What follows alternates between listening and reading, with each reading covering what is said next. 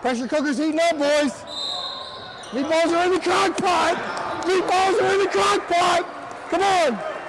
Let's go.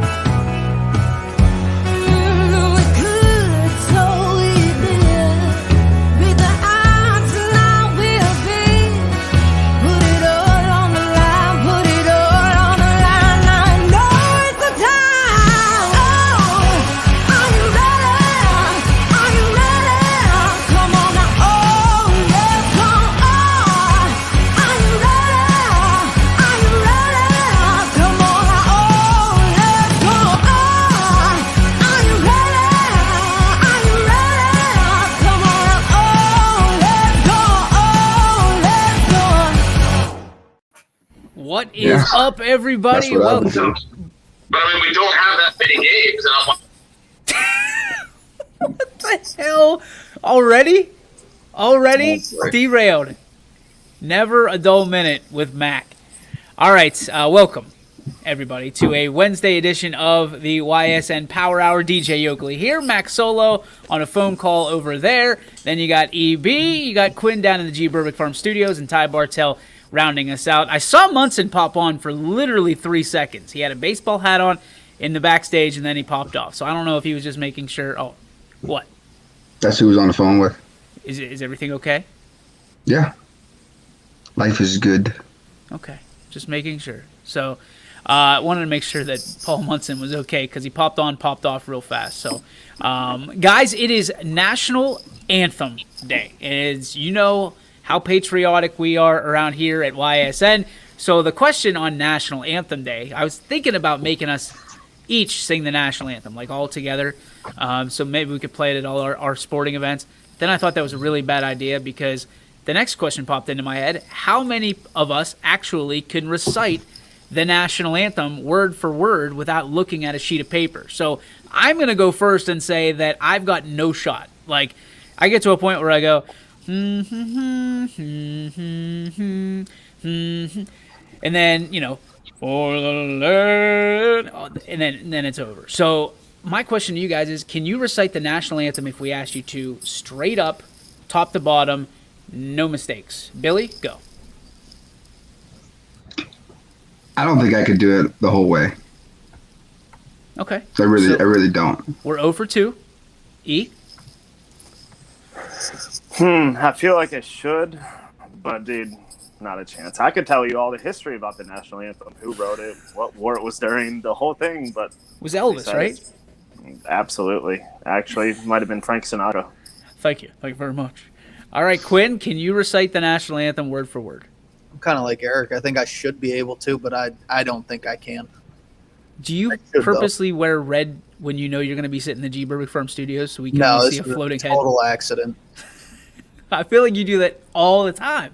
I feel bad saying I can't do it either because my 8th grade teacher made us write it out with the old English way of writing it and everything, like apostrophes and all that crap.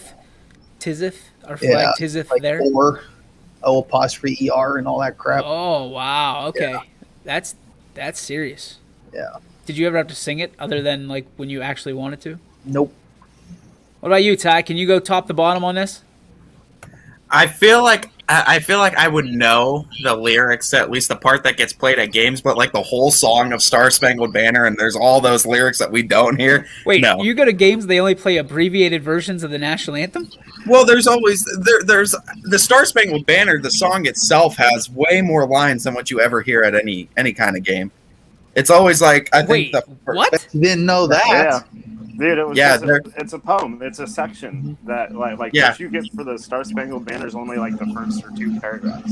Yeah, You're exactly. I probably could know that, but I don't know the whole Star Spangled Banner song. There's another 3 or 4 paragraphs of it. I had no idea about that. Yeah. Why? I mean, that's long enough. Dude, I'll call my boy Francis Scott Key and see what he says, but I don't think I'm going to get too much of a response. Wild enough, I thought Francis Scott Key was a female. Just gonna throw it out there. No, I think he wrote the national anthem while he was in jail during the War of 1812. Well, good for him. Even better for him now that I think he's a male. So congratulations, Francis Scott Key. You just earned a new. Not that I wasn't a fan of the female version of Francis Scott Key. I just thought she was a great poet, I guess, a great lyricist. Look, man. 1800s were a crazy time. I can't imagine. All right. So, follow-up question. Would you sing it alone at a ball game? If they said, hey, here's the microphone, the person ducked out on singing the national anthem, we need you to do this. Would you sing the national anthem if you had to do it? Billy? Absolutely, 100%. No. EB? I'm with Mac. Dude, you think I can carry a tune? Hell no. I'm not singing. What about you, Q? Not a shot now. Ty's going to say yes. I know he Hell no. You have no idea how bad this singing voice is. There's a difference between calling basketball games and singing, and there's a clear distinction. I'm with you. I'm a terrible, terrible voice when it comes to singing. The girls will put their hands over their ears if I start to sing country. We tried to do Colin Baton Rouge last night because that was all that LSU played. So I was telling the girls that they played it 6 times a game. Didn't go well. The girls didn't like that song. They didn't like Daddy singing it for sure. So another question on top of this. What was the coolest moment that you've ever seen involving the national anthem? I'll kick it off, and I don't want to steal anybody's thunder, but there was a point in time this year where the national anthem didn't go off on the PA over the PA system, and the basketball team, it was a girls' basketball team, actually stepped up and sang the entire thing top to bottom. It was one of the coolest moments that I've ever been a part of. Is there any other moments like that for you guys that you've seen, or the first time after 9/11, stuff like that you really the national anthem really hit you hard? We'll start reverse order here, Ty. For me, I mean, just to keep it tied in with sports, I think it was during that 2016 Cavaliers championship run. Went to a few playoff games, and I remember the whole thing about rallying together and everything for that season. They always had the whole crowd sing the national anthem, even though there was the special guest stars.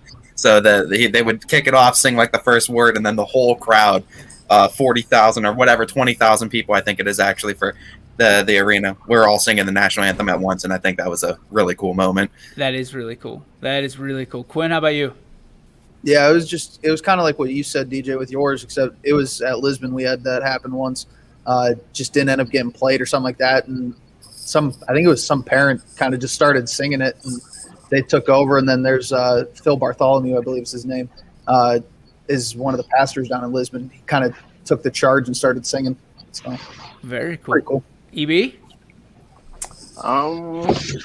Probably the coolest or most meaningful would have been my freshman year in high school after 9/11, and actually that football game that week was against Palestine. So kind of just how that everything happened with that. I remember who was it? Who was your quarterback? Was it like Smitty? Kendrew was your quarterback. Yep. And Derek Garrett brought the flag out together, and I believe both bands actually did the national anthem together. So is just everything like that, just because that whole week was kind of wild. Like it's weird to listen to kids look at it now as like a history lesson, and we actually lived it, and like those are the things I remember. Mac, how about you? Anything come to mind?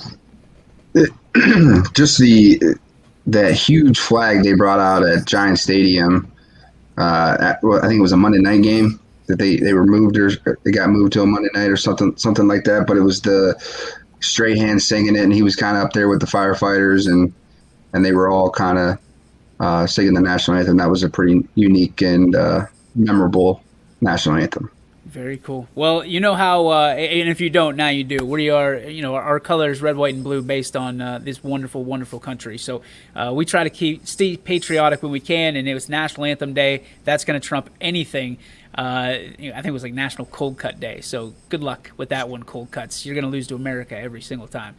Guys, a ton of action on the network last night. There was some good games. There was some not so good games, but a lot of local teams involved, and a lot of local teams moving on. One of them being the South Range girls keep on rocking with a big win over, Warrensville Heights. So they walked in there. I think they were the underdogs. I think a lot of people thought they were the underdogs, and they just keep on going. 51-44 winners last night. And they are feeling pretty good about themselves, is South Range. So hopefully they can keep things going as they move on to the next stage in the tournament. Is South Range, on the girls' side, and the boys play tonight, is South Range kind of that team that's finding themselves once again after they've kind of overcome all those injuries? I know Quinn, EB, you guys have got a good look at South Range. Do you feel like South Range has what it takes to make that run towards a state title or into the Final Four? I'll deflect there for to play him. Yeah, I think once they got through all the injuries, they had to, I don't want to say reinvent anything, because they didn't reinvent, like they didn't change who they were. I think they just had to reassure who or what their identity was. And, even a couple weeks ago, I said, they're probably the best team that's really not talked about. And as you know, in tournaments, it's a combination of being lucky and good. And, so far, everything's gone their way, which that's kudos to Coach Fish and his staff. He does an excellent job. He has the girls believing in what they're doing, and they're a big family feel there. So they're going to keep riding this wave. And actually, the Warrensville Heights team has a pretty cool story, because I think it was 3 years ago, they were just coming off of not winning a game in 2 years. And so within 3 years to be in the district title or a regional, that's a pretty awesome story for them. So but South Range is playing great. So it's just one of those things. Each step from here on here gets tougher and tougher. You're now one of 16 teams left in the state, or 8 teams left in the state. So it's one, to say that you're one of the best 8 teams in the state is always something to be proud of, but you keep going. If we can get 2 or 3 teams down to Dayton, that'll be awesome. Anybody else? Billy, you saw them earlier this year, didn't you? You saw the girls, or you saw the boys, South Range boys, right? Okay. Well, congratulations to South Range. We'll have a chance. We'll be following them as far as we possibly can, and naturally, Anthony's been doing a good job with the coaches' corners with Coach Fischel. And obviously, South Range very close and to our hearts, because they are one of the first 4 teams to ever be on the network. So, and to agree to a contract with YSN. So, best of luck to the girls. We'll keep you covered from that standpoint, everything from our senior player profiles, and then moving on. So, The next game I wanted to talk about is one that has captivated everybody. You guys were texting about it in the group chat last night. McDonald with a thriller over Valley last night. A 3-point by Street at the buzzer, 57-56 winners over Valley Christian. I think 3 of the 4 of you guys were watching last night. I think Ty was tied up. So talk to me, Quinn. You were the first one to text about it and talk about the buzzer beater. What did you see? Yeah, I mean, McDonald got another buzzer beater. I think it was Eli Street hit the 3 last night. I can't remember who hit it the first time earlier in the year. Culp, I think, wasn't it? It might have been. Yeah, it might have been Miles Culp. But yeah, I mean, Valley Christian was up 2 with about 4 seconds left, and they came down. They ran a little bit of a rub screen handoff sort of thing, and Valley didn't switch, and it gave Eli Street an open opportunity to shoot a 3, and he hit it. He buried it. So it was a really good shot, really great game, honestly. Are you starting to get the feel like I am that this is a team of destiny in McDonald and there's not a whole lot? I mean, we've seen it before with teams with these runs.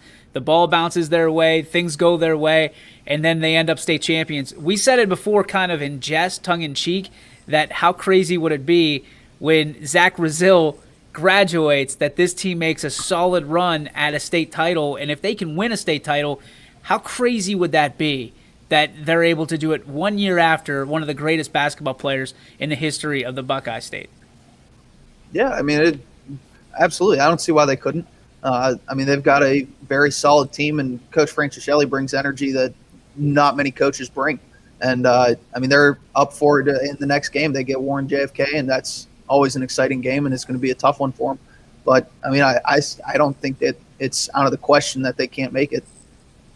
Mac, when you saw this shot, when you saw the buzzer beater last night, what were you thinking about with this McDonald team?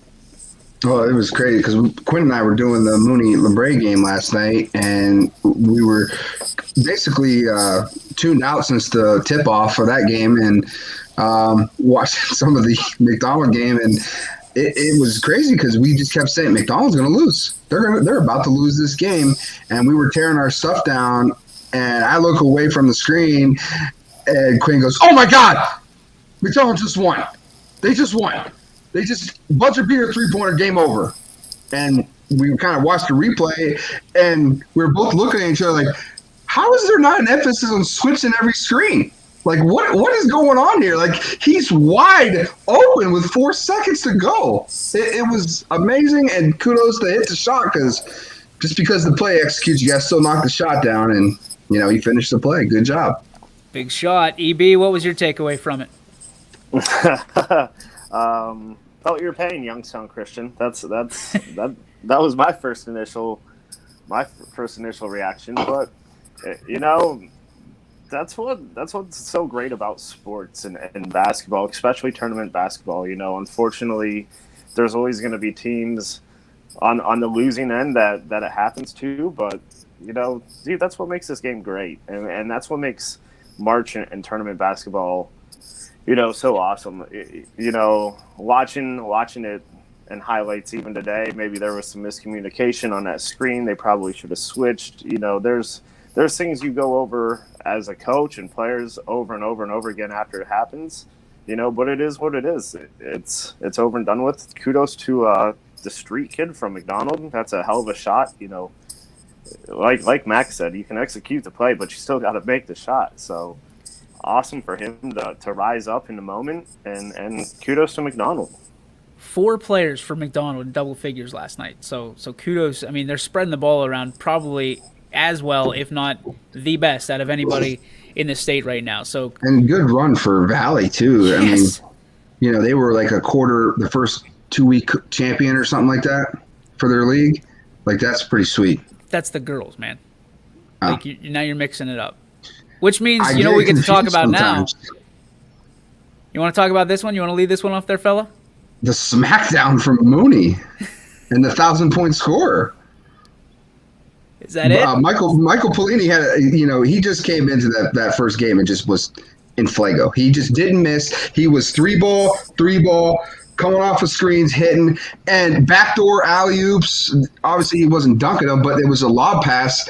LeBray just was like, oh, yeah, we know 45 is pretty good, but we're just not going to guard him. We're just going to leave him wide open. And then in the second half, it was more the same. It was just whatever Michael Pelini wanted to do, he was able to do. And he did hit some tough shots there to hit his 1,000 points. He hit a shot right over top of Aiden Stevens, who's a 6'3" guy. I mean, that's a pretty sizable body that, is kind of in your face. And he just pulled up from three to hit he needed 3 points. He pulled up, and coaches they were trying. They knew everybody had their cameras ready. And of course, YSM was already ready because we were talking about it during the whole game. And he did a great job. And for LeBray, it just seemed like they were ready to just tap it in. They just did not come out with any excitement. They were real lazy with the basketball. I think they had 18 turnovers in the first 12 minutes of the game, and they just couldn't break the press. It was a different team. I didn't recognize that team that I've seen out there that I've covered all year. It was I really want to use different words, but I don't want to kill them. But it was a little embarrassing. It was not a good showing. I don't think embarrassing that you're looking for. I think it was just unfortunate. One of those situations where they've played well all year. You've backed them all year. We've hyped them up all year on YSN, and they deserved it too. They did deserve it because they played really well. They were second in the MVAC. It was just COVID. They just could not overcome the issues that they had from the start to finish, the start-stop. They were tired. It was just not meant to be this year. It's funny, we talk about it all the time, and Mooney's a perfect example of a team that was hit early enough with COVID that they had enough runway to get their feet under them again right before the playoffs. So unfortunately, LeBray wasn't in the same boat as Mooney was, and there's some people, Billy, that called this in this very studio.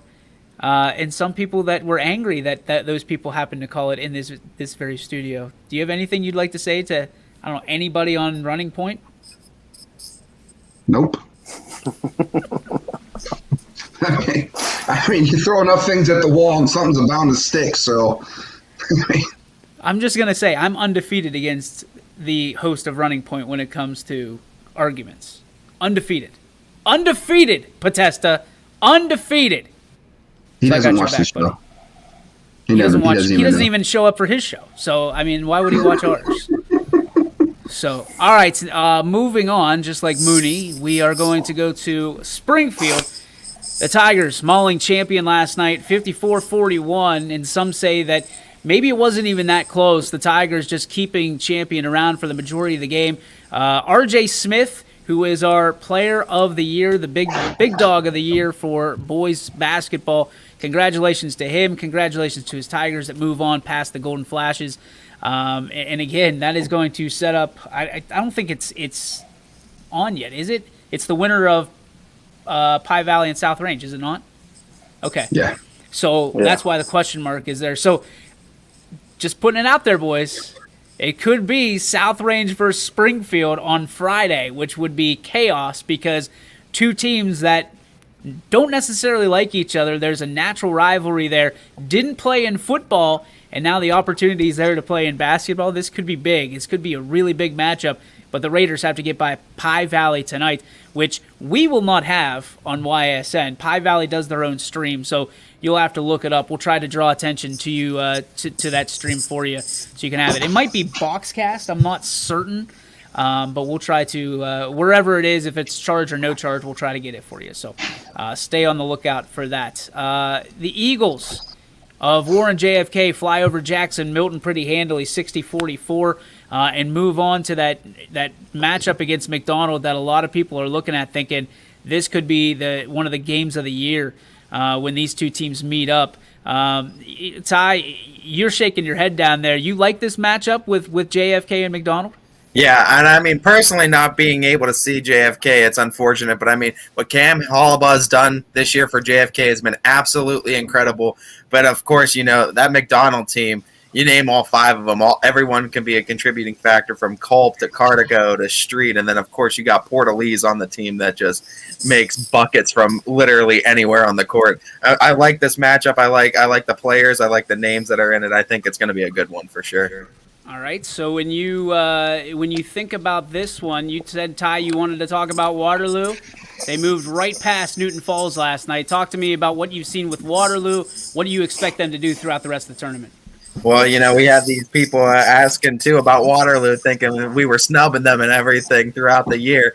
But going out there and covering them, they're as real of a deal as it gets. And I mean, their record doesn't really speak for how talented this team can be. Kyle Shockley, I named him my personal, big dog of the year, and I gave that props to him because I think he's one of, if not the most talented player in the area, especially in the teams we cover.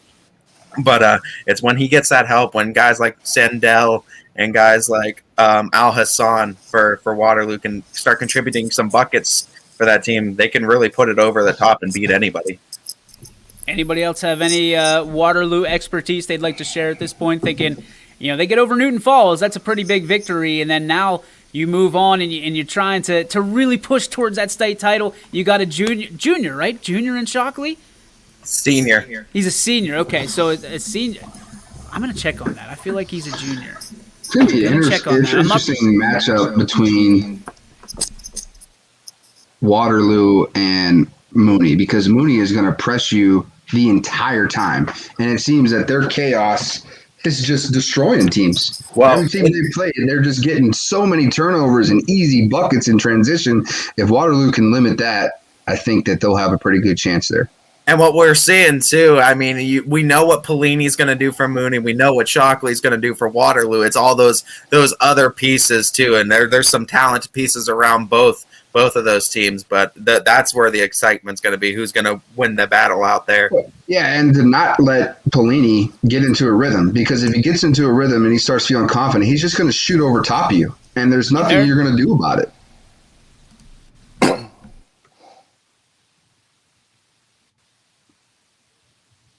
Dead time. Oh, this is audio. DJ. Super. All right, there we Matt, go. it's your show.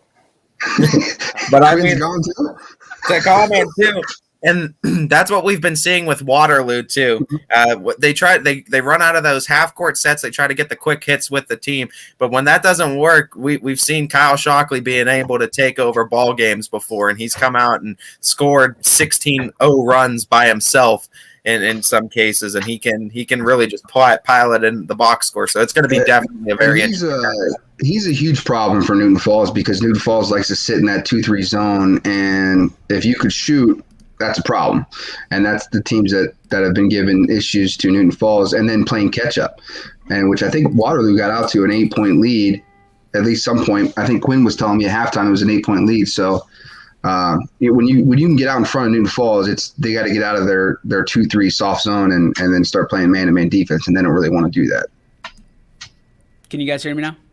Yes, sir. All right, good. I'm back. Sorry about that. I don't know what my mic went, and then my entire internet went. So I'm back though. So all right. So one last game we want to talk about before we move on to other things. Unfortunately, the Poland girls' run comes to an end last night. 43-23 to Perry, and obviously EB, without getting too emotional, this is a Perry team that you saw up close and personal, a pretty good basketball team, and they took out two of the area's best teams here in Salem and then Poland. Talk to me about what you know about this Perry team and how good they really are.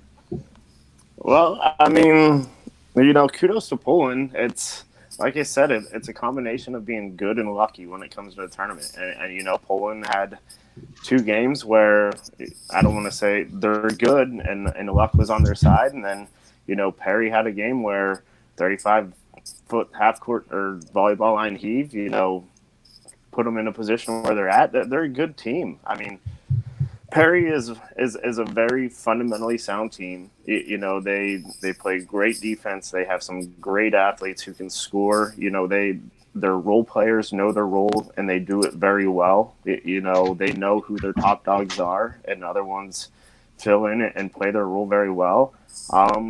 Perry will definitely have their hands full against Laurel. I was kind of shocked by that score last night, and I just don't know if Poland wasn't shooting very well or if they couldn't just really get things going. But, Perry makes a lot of good adjustments for the teams that they have coming up. For us, they generally play a little more full court, and against us, they went more a little half court pack line defense, which in turn, clogged the lane up for a lot of our guards. So we had to make adjustments, and if you're not making shots and you can't get out and pressure and do the things that we like to do, they did a good job. They jumped on us 14-0.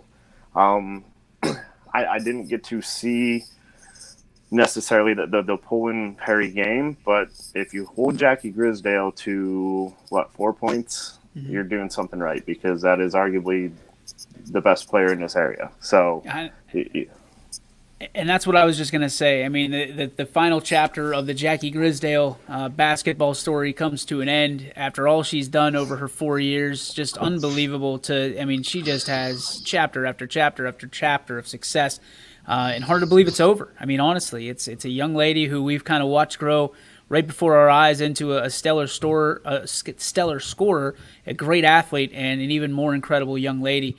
She's going to be good at whatever she does. I think we all can agree to that. And it's unfortunate that her journey ended a little bit too soon, but sometimes that's how it ends. Perry's a very, very good team. And you know what? That game last night doesn't define Jackie Grisdale. That's the furthest thing. Who cares? She had a bad game. She's human. She's allowed to, or whatever it was, the shots weren't falling, or whatever Perry did to prevent her getting her points. But that game doesn't define her at all. If you look at her whole book of a basketball career, it's a pretty damn good one, and I'm pretty sure there's going to be a lot of players who would give anything to have just a quarter of the success she did. So, kudos to Jackie. She was a hell of a player all year long. Coach Blanche does a great job up at Poland, and unfortunately, they had to bow out. I feel their pain, definitely, but Perry's a great team, so it's just kind of how it goes.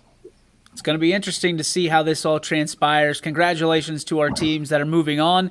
A fantastic year for the teams that are not, and South Range, the lone wolf, so to speak, in action tonight against Pie Valley. So again, we'll make sure that you know where to go to at least view that game if you don't have tickets, and many don't. So we'll try to make sure that that YS Nation is represented, even though it's not a YSN broadcast. So, all right, we're going to take a break. When we come back, a couple standout athletes are moving on. One is going to be playing baseball at the next level, and the other one just moving on to go to college, and we want to recognize that as well. That and so much more, including our G. Berbick Farms beef or filet of the day. All of that coming up on the YSN Power Hour right after some words from our great sponsors. News doesn't stop after the sun goes down. Sometimes you just have to hustle to get it. At 21 News, no matter how far it is, no matter what it takes to get there, we're working to bring you the best stories and the freshest content at 11 p.m. with the context and clarity that makes it worth staying up for, no matter what time it is. 21 News at 11 with me, Aaron Simonek, and Derek Steyer. 21 News at 11, news that's worth your time. Hello, I'm Greg Berbick with G. Berbick Farms. For the last 100 years, my family has farmed in Columbiana and Mahoning counties. I began raising cattle in 1996 with the goal of providing a better product for you and your family on the dinner table. Our grass-fed and grain-supplemented Black Angus beef are raised with no hormones, steroids, or antibiotics. We're known for our hometown-friendly service and incredible tasting products. We're locally owned and have customers across the tri-state area. Our products go from our farm to your family. Stop by our farm on New Buffalo Road or visit us on the web at gberbickfarms.com. Don't forget to like us on Facebook. G. Berbick Farms, it just tastes better.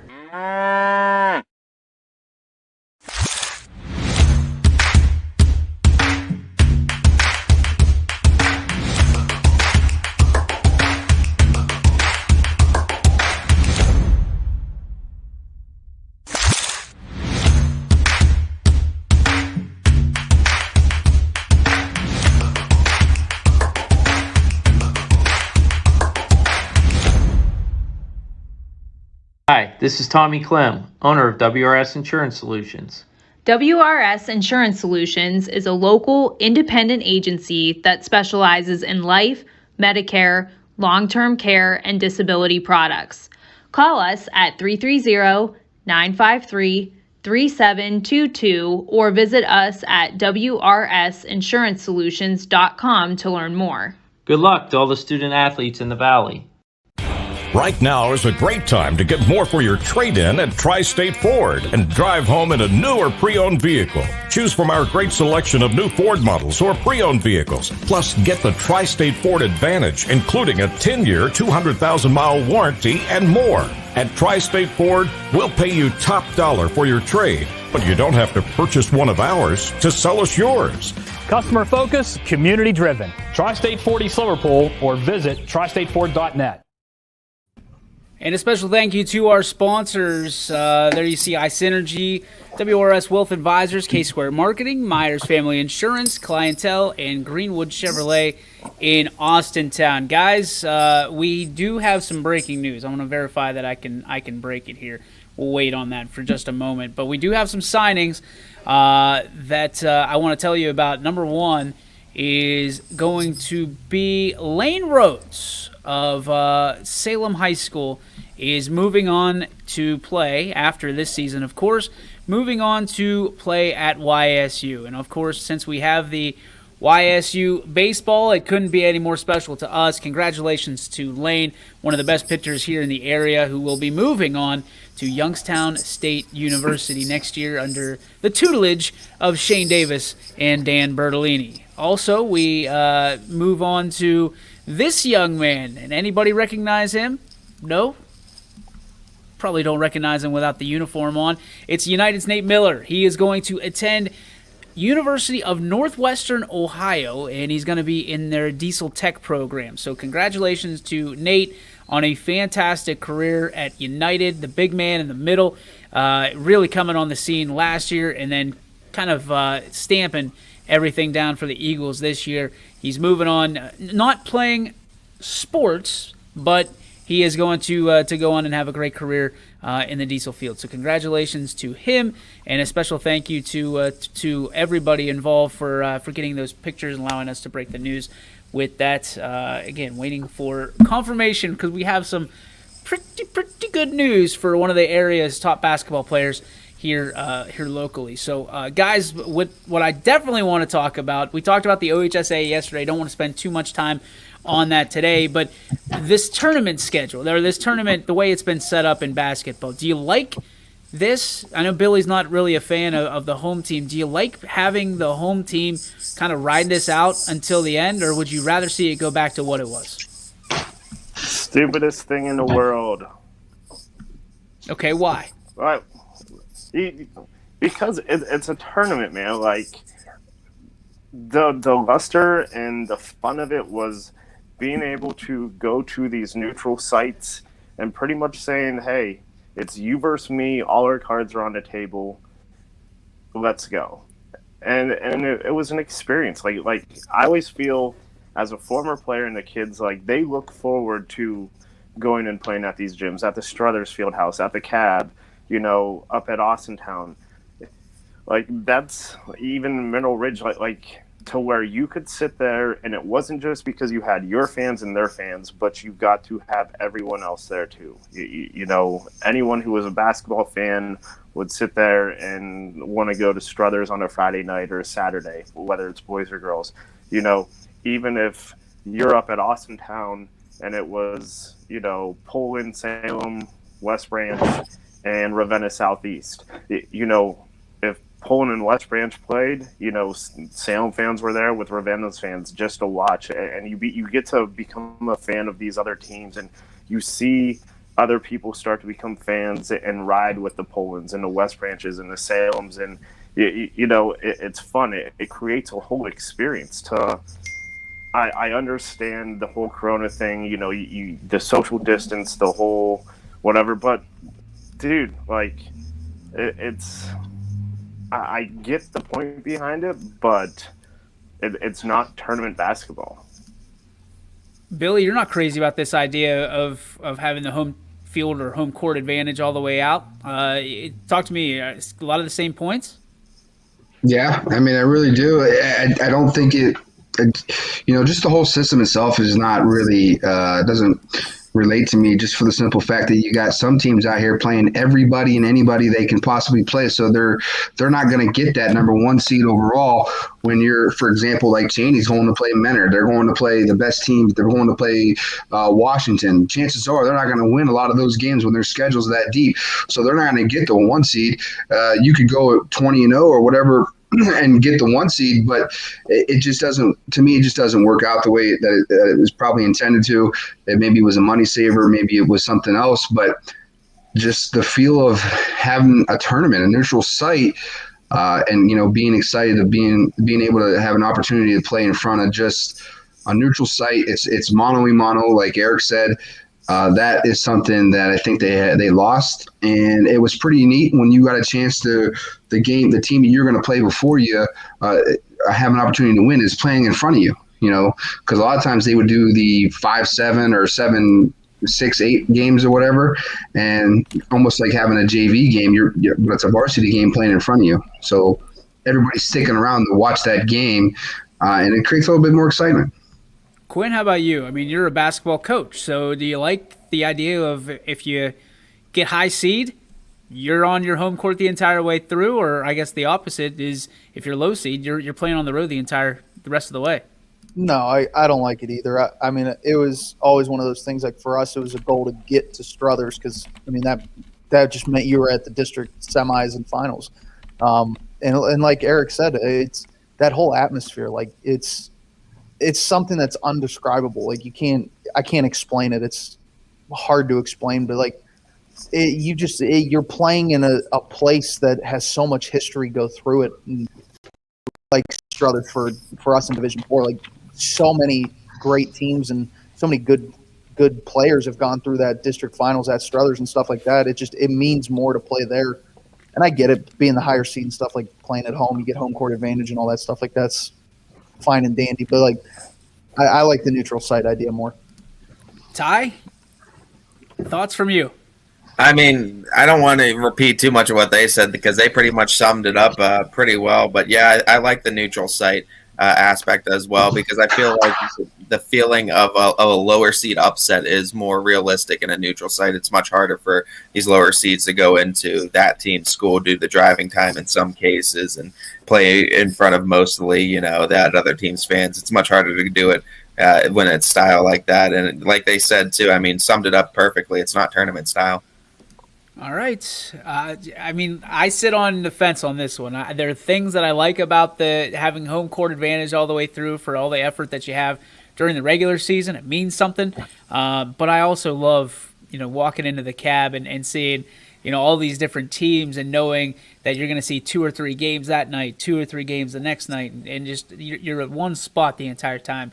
That is very special. So I'm sitting on the fence on this one. Sorry, boys. Sorry to not get Plus, that. it would have made our life at YSN so much easier. That I can agree with. That would have been amazing to have that one crew, one setup, all that stuff. But yeah, I think there's some benefits here. It doesn't make sense. So you can go to a neutral site for the regional, but you can't do it for the district. 4 teams at a regional, 4 teams at a district.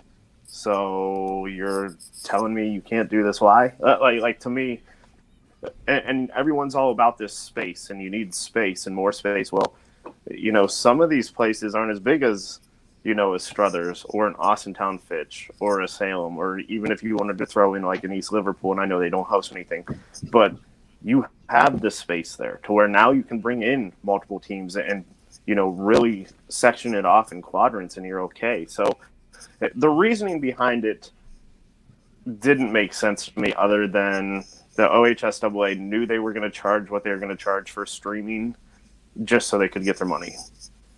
Yeah, I'm really interested. There's another thing that you said that interests me. Why doesn't East Liverpool have something there?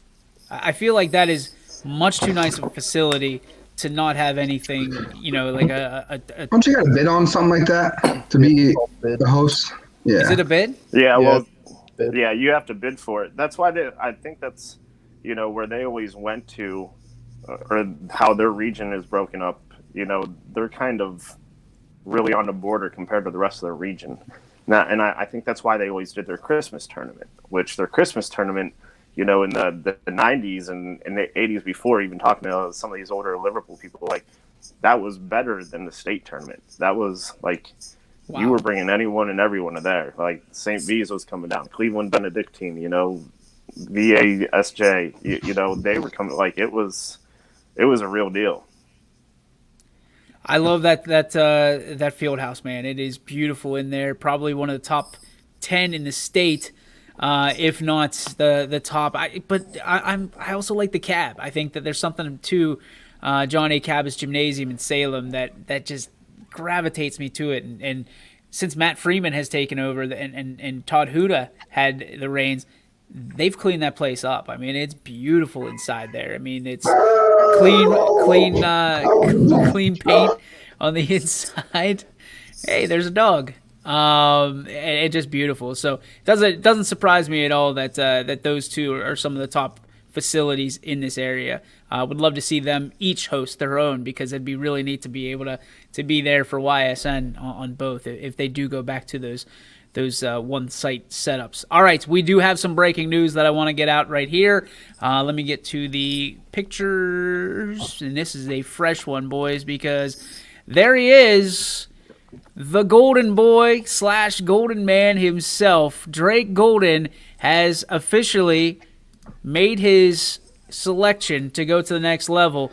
Drake Golden will be a Geneva Golden Tornado. So it's still in the name. He'll keep the colors, the black and the gold, and he's going just a hop, skip, and a jump away from YSN. So congratulations to the Crestview all-time leading scorer in the boys program, as well as 1,000-point scorer as well, and the just list of accolades go on and on and on for this young man. Finally found his spot that he wants to be at, and we were the first, I believe, that he texted. So thank you to Drake for thinking of us first. It always means a lot. But congratulations, young man. We're all very proud of you. Obviously, there's a lot of people on this panel that have watched you grow over the years into the young man and the great man that you've become. So we're proud of you. We're excited for you, and I think Geneva's a good fit. Quinn, one of his coaches, one of his big supporters, talked to me about how exciting this is for Drake.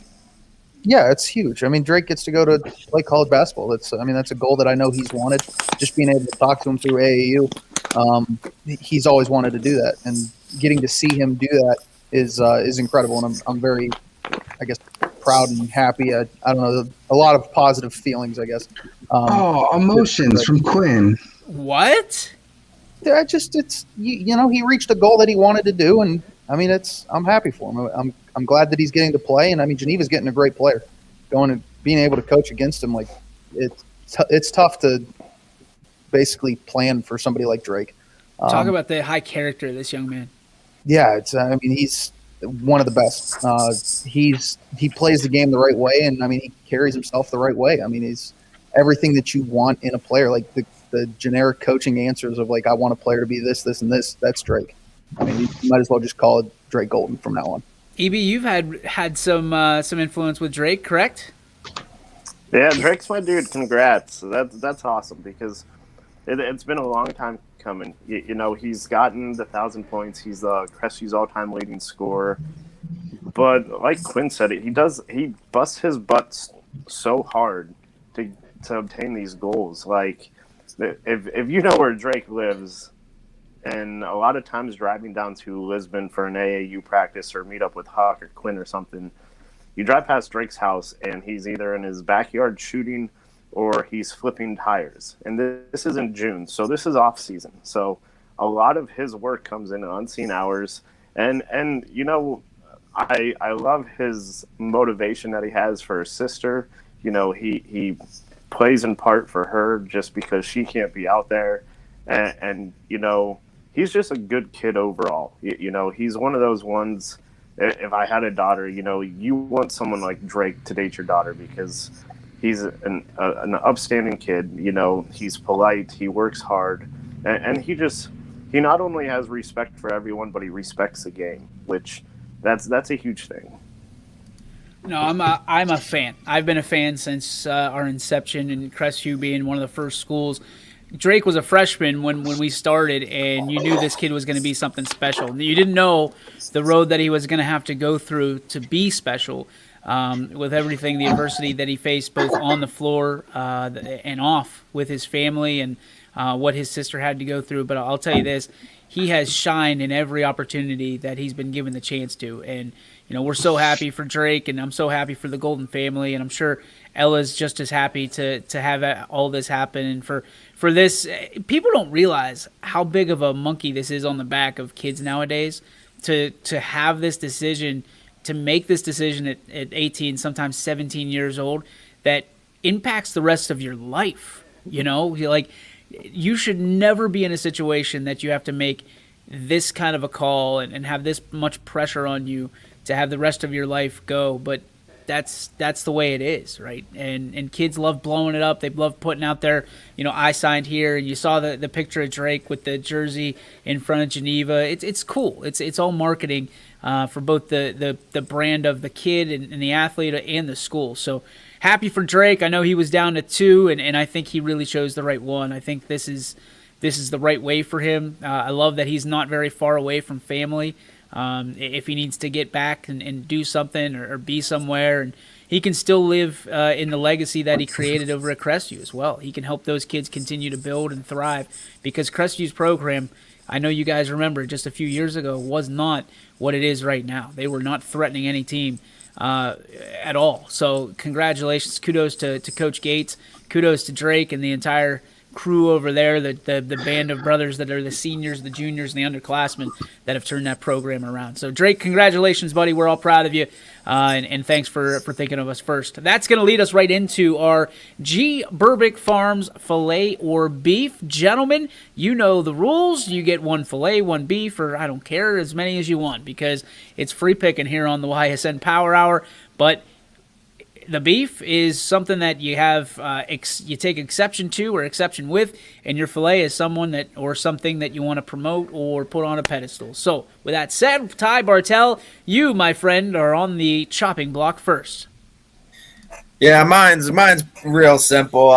It's a filet. Just the time of year, warming up right now. I love that baseball's right around the corner. I love that we're in the thick of things with basketball. The weather's getting a little bit warmer. It's just, I love this transition period in sports throughout the years. So yeah, that basketball transition into baseball is my favorite. So I'm just happy for the time of year it is.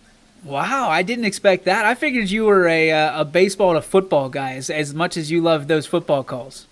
I do, but I mean, there's just something about that basketball to baseball transition period where you feel the weather's starting to warm up. You're excited for the thick of things with baseball, and basketball is just ending with the playoffs. So yeah, that's my favorite. Love it. All right, Q, what do you got? Yeah, Ty, I'm super excited for baseball too. Mine's a beef, and it's kind of like Ty. It's the weather. I gave Coach Seidel some garbage yesterday about it snowing at his house, and well, it's 50 degrees now, and I'm sure at the end of the week it's going to be snowing again. So I hate Ohio weather, and yeah, that's my beef. All right. Whatever. All right, EB, what do you got? Here's the beef. Quinn, if you hate Ohio, move. I mean, no, I'm going to go with a filet, and it's going to be our girls. So Kyla, Casey, Annie, Abby, and Cammie, who got all league honors. I thought it was huge for Kyla Jamison to be able to get the EBC Player of the Year. It was awesome for her. It's definitely probably a road less traveled, especially after she got COVID in January.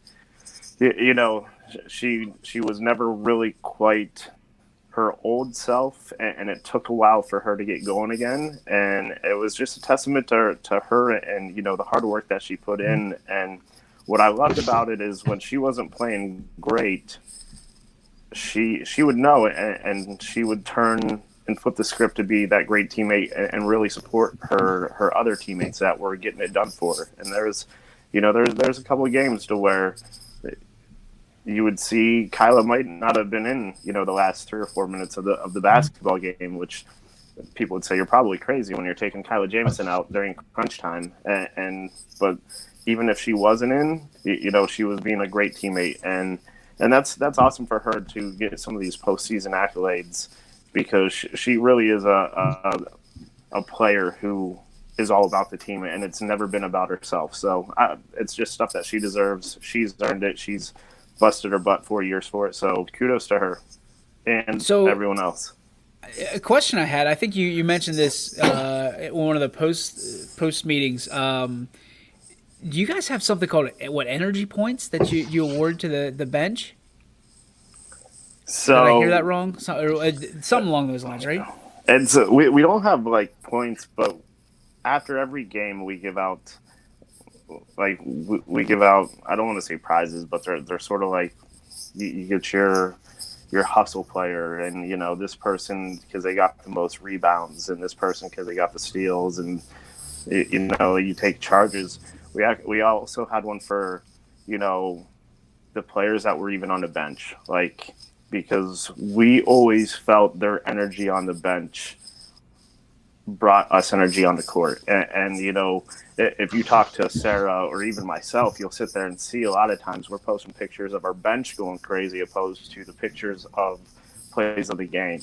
And those are the things that we always thought were probably the coolest part, because those girls who weren't in the game at that time, and as we generally run 10, 11 girls deep, so they're going to get in eventually, but that energy on the bench was just as important as what it was on the court. So that was a big thing to us, and we gave out, I don't know what it was, I think it was like our unicorn, because we always considered that like the unseen stuff or the unseen energy. You never get the praise. You never see people talking about bench energy. So it was always is a special thing to us that we always like to push ahead, and we really look at. No, I love that. When you told me that, I was amped up about it, because it gives you something even when you're not on the floor to focus on. Is you're focusing on your team as opposed to yourself. So, kudos to you, kudos to Sarah for not only a great year but doing it the right way. Mac, beef, filet, both, double. What do you got? Yeah, maybe a double stack of beef here. First beef is with Michael Page for being too scared to show himself today. After I had to put him in his place about certain Richard Sherman. I see you chickened out coming up today, so there's that. And the second beef is basically here in about 10 days, 2 weeks, we're going to have no high school, really anything going on, maybe a couple things, but nothing much going on until really baseball, softball, and track season gets here. So we're slowing down a little bit before ramping back up. So I'm a little sad about it. Well, you know that we'll always cook something up here on YSN. Billy, we got March Madness coming up, and that first day, it's going to be all hands on deck, baby. We're going to have all the TVs going, all the computers going. Who knows? Maybe we'll even have a show live, our first ever live show with everybody in the same room here for the Power Hour. Try that out, see how it works. But yeah, I dig it. Where is Paige, by the way? Paige shows up every day. He's not allowed to work. He's not allowed to do any of that stuff. He needs to be watching the Power Hour. He's one of our top people. Him and Gil Martin. Who else is a top? Mosier. Amo is a top guy. So where the hell are you guys today? I saw Gil Martin. Well, yeah, Kate. Did Kate get yelled at? What happened? No. Okay, we'll make sure she's okay, because she gave you grief yesterday. I want to make sure that she's still around. We didn't need to send the BPD down your way. She's super busy today at work. That's why. Kate, we hope that Billy Mac's got a warm dinner and a cold beer for you whenever you get home, or wine, or whatever you drink at that point. All right. Mine is going to be a beef, and it's with professionalism. I feel that you have to be professional in everything you do. Always, 10 minutes early, and if you're not early, on time is late. You know what I mean? It's one of those things. It's frustrating for me to not only have a little bit of tardiness, but when you're late, you cause chaos for everybody else's schedule, and then to come in, no apology, no embarrassment, no anything of that nature. That's when it starts to grind my gears. So I I've got no problem trying to help out whenever I can and trying to make sure that the bar stays high. But reality is there has to be a level of professionalism that you carry yourself with in everything you do. You know, it's just thinking about others and you know, to not have the you know, to forget something's fine. I get it. Everybody forgets something and all schedules get busy. But to pop in and say that, to start cracking jokes and acting like an ass, not cool. So that's my beef for today. And I'm sure everybody knows exactly where I'm throwing that shade. So that's going to do it for our show. We appreciate our sponsors as always. We appreciate everybody. Oh, great day to fire up the grill, says Steve Gilmartin. See what I did there? Fire up the grill, Steve Gilmartin. Carrie's actually at work, so she doesn't look too happy about it. But that's going to wrap up our show, guys. Thank you so much. EB, thanks for popping in. Ty, as always, appreciate you being here. Quinn, you have to be here.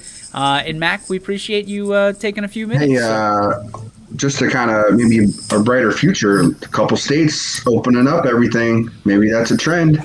I think Let's so, man. hope. I think so. I think we're finally getting there. So fingers crossed. Let me out! Cross the toes. Get rid of those.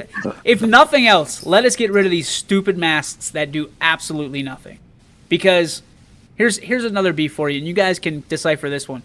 I'm in a line where we're 6 feet separated for an entire 3 hours to get on a plane, and then they sit us next to each other, no space at all. Riddle me that, Batman. And yes, by riddle and Batman, I'm looking at you, Betos, for that guy. 100 bones. 100 bones. We're all ready for patio beers. I think we should do a patio beer right now. Let's go. Gil Martin's house. Let's do it. I'll see you guys there. See you guys tomorrow on the Ysn Power Hour 3 to 4 right here on your sports.